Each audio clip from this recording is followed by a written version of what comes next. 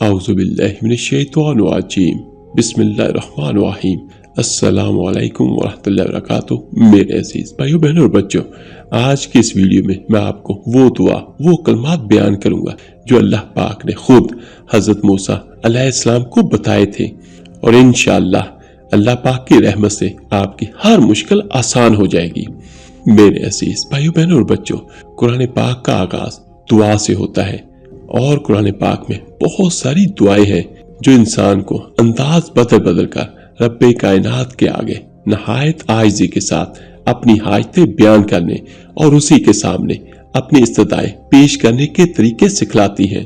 لیکن مختلف مقامات پر اللہ رب العزت نے اپنے انبیاء کی زبانی پوری دنیا کے انسانوں کے لیے دعاؤں کے جو تحفے عطا کیے ہیں، ان میں سے ہر ایک قبولیت کے حوالے سے ایک نسخہ کیمیا ہے، اور یہ دعائیں گواہی دیتی ہیں کہ پیغمبروں جیسی برگزیدہ ہستیوں نے بھی اپنی حاجت روائی کے لیے صرف اللہ کے سامنے رجوع کیا اور اسی کے آگے اپنی جھولی پلائی۔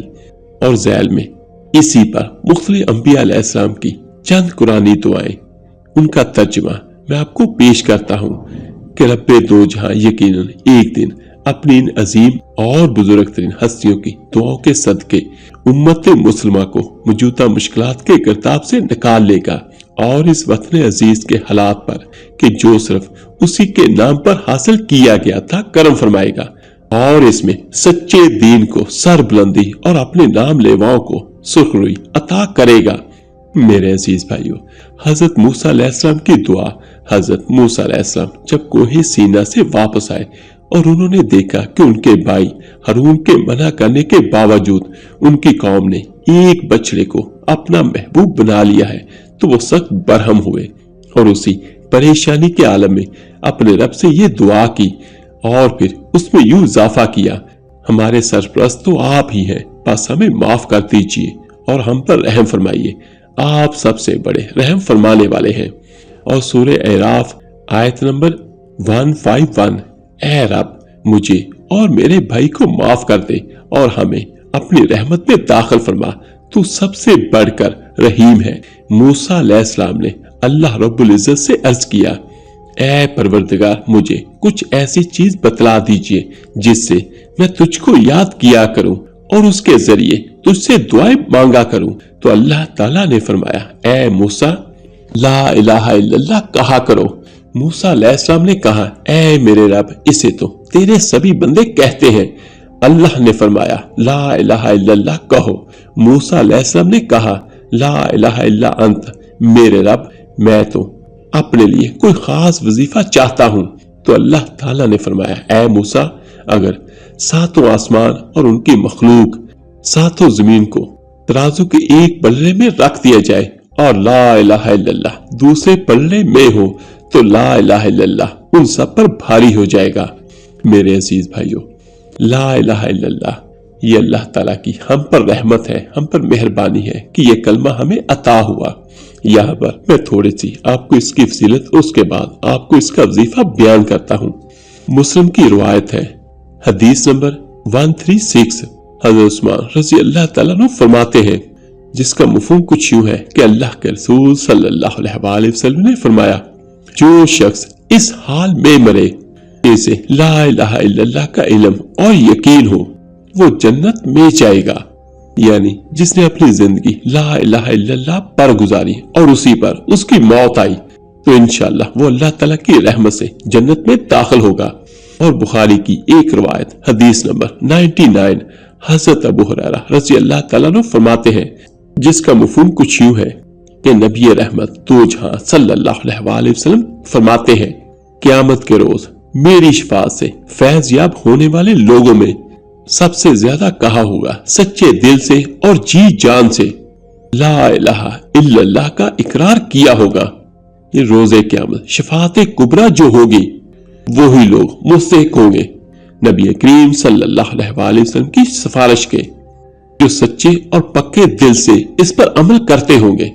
لا الہ الا اللہ، تو یاد رکھیے کہ لا الہ الا اللہ کو کثرت کے ساتھ پڑھنا اللہ تعالیٰ کے قرب کا ذریعہ ہے، اور اس میں کسی بھی تعداد میں پڑھنا ضروری نہیں ہے۔ कसरत से पढ़ना, जितना हो सके, जितना ज्यादा से ज्यादा हो सके आप इसका विर्द करें, इसको अपनी ज़बान पे रवा रखें और अपनी रोजमर्रा जिंदगी में इसको मामूल बना लें। इसकी फजीलत क्या है कि बंदा अल्लाह के करीब होता है। और जामिया तिरमिजी की एक हदीस है, हदीस नंबर 3590, हजरत अबू हुरैरा रज़ी अल्लाह ताला अन्हु इसके रावी है। अल्लाह के रसूल सल्लल्लाहु अलैहि वसल्लम ने फरमाया, जब बंदा सच्चे दिल से ला इलाहा इल्लल्लाह कहता है तो इसके लिए आसमानों के दरवाजे खोल दिए जाते हैं, यहाँ तक कि वो अर्श तक पहुंच जाता है, बशर्ते के कबीरा गुनाहों से बचता रहा हो। और इब्ने माजा की एक हदीस नंबर 4300 है कि एक शख्स जिसके 99 रजिस्टर गुनाहों से भरे होंगे और हर नामे माल का साइज यानी हर रजिस्टर का साइज जमीन से लेकर आसमानों तक होगा, और 99 रजिस्टर उसके ऐसे होंगे जो गुनाहों से भरे होंगे और सबका हिसाब व किताब होगा। और अल्लाह ताला फरमाएगा इसका भी हिसाब व किताब किया जाए, तो वो शख्स कहेगा, ऐ अल्लाह मेरा हिसाब क्यों करता है, मेरे 99 रजिस्टर गुनाहों से भरे हुए हैं। क्या होगा? तो मेरा अल्लाह करीम फरमाएगा आज हिसाब का दिन है और जर्रा बराबर भी नाइंसाफी नहीं होगी। और फरिश्तों से हुक्म होगा कि इसकी जो नेकी है इसको दे दो। और हदीस में आता है कि एक छोटा सा पेपर उसको दिया जाएगा, और हदीस में उसे बताका का लफ्ज इस्तेमाल हुआ है उस छोटे से पेपर के लिए, तो उसको एक छोटे से पेपर पर लिखकर दे दिया जाएगा कि बस तेरी यही नेकी है। तो देखिए कि उसके 99 रजिस्टर गुनाहों से भरे हुए हैं और एक रजिस्टर की लंबाई या उसके औराक जमीन से लेकर आसमानों तक है और वो सारे के सारे गुनाहों से भरे हुए हैं। और जब अल्लाह के पास वो जाएगा और अल्लाह कहेगा कि इसका हिसाब किताब लाओ, तो वो बंदा कहेगा, ऐ मेरे अल्लाह मुझे क्यों शर्मिंदा करता है, आज तो कुछ भी नहीं मेरे पास। तो अल्लाह फरमाएगा आज तो हिसाब का दिन है, जो कुछ होगा। तो देखिए उसको एक चिट्ठी एक बताका मिलेगा, और जब वो पर्ची वो खोलेगा तो उसमें लिखा होगा ला इलाहा इल्लल्लाह, क्योंकि उसने इसको सच्चे दिल से माना होगा। और उसका वो पर्चा बाकी सब गुनाहों पर भारी होगा। ये देखिए कि उसके 99 रजिस्टर गुनाहों से भरे हुए सिर्फ इसे कागज के पुर्जे के आगे वो सब हल्के हो जाएंगे, और ये कागज का पुर्जा जिस पर ला इलाहा इल्लल्लाह लिखा होगा यकीन के साथ, तो वो उन सबसे भारी होगा। और सिर्फ इस एक लफ्ज की वजह से, कलमे की वजह से वो बंदा जन्नत में दाखिल होगा अल्लाह ताला की रहमत से। याद रखिएगा कि ये कलमा सिर्फ कलमा नहीं है, ये कलमा अपने साथ तकाजे भी लाता है। ये कलमा वो चाबी है जिससे जन्नत को खोला जा सकता है। सिर्फ इसको जुबान से अदा करना लाजिम नहीं है, इस पर यकीन हो, इस पर अपनी पूरी जिंदगी बसर करें कि अल्लाह के सिवा कोई खुदा नहीं है, कोई इबादत के लायक नहीं है। और इब्ने हिब्बान की एक रिवायत है, अल्लाह के रसूल सल्लल्लाहु अलैहि वसल्लम फरमाया बेहतरीन जिक्र अफजलुल जिक्र ला इलाहा इल्लल्लाह है और बेहतरीन दुआ अल्हम्दुलिल्लाह है। तो याद रखिए कि इस हदीस की रोशनी में ला इलाहा इल्लल्लाह से बड़ा कोई जिक्र नहीं है, तो इसको अपना मामूल बना ले। उठते बैठते जागते उठते जब भी वक्त मिले, जब भी आपके लबों पर आए, जब भी आपके दिल में ख्याल आए, तो कोशिश करें ज्यादा से ज्यादा इसका विर्द करें, इसका जिक्र करें।